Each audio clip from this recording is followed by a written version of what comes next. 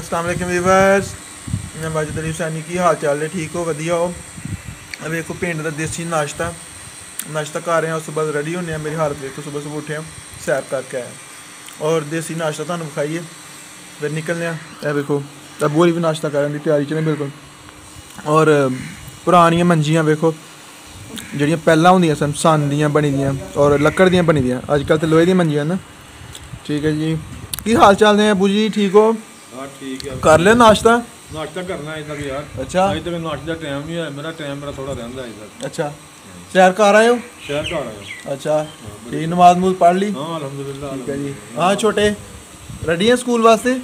कितनी रोटियां खादियां? दो। बोल तो तेरी आवाज़ क्यों निकलती पई? किनिया?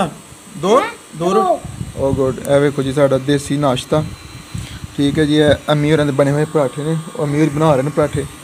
जी पराठे बने हुए हैं अम्मी होरां दे, और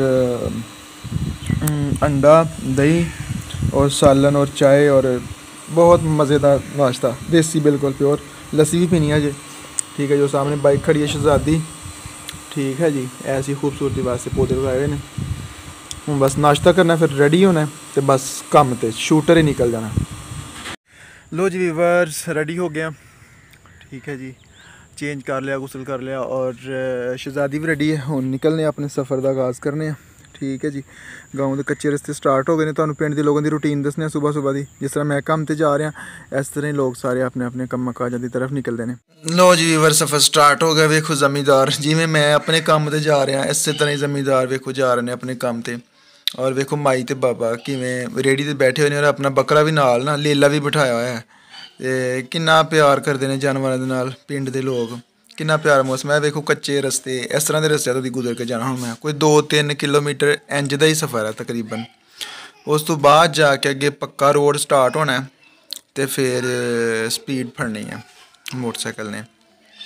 वेखो किन्ना प्यारा नज़ारा सवेरे सवेरे का पिंड चों निकल रहा अज मैं।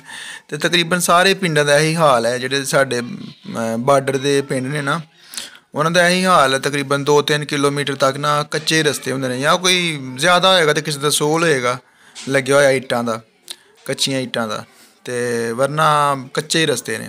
वैसे सोहना है, ठीक है, फिर भी सानू अपनी पिंड की जिंदगी नाल असीं ना सैटिस्फाई हाँ, असीं बहुत खुश हाँ, क्योंकि सादा माहौल है और लिमिटेड जोड़े ने साढ़े एक्सपेंसिस ने, अखराजात ने।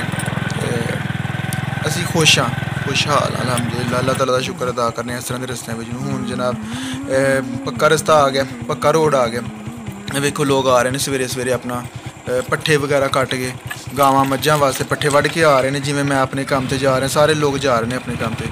वीडियो चंगी लगी तो प्यारा कमेंट जरूर करें। Thank you.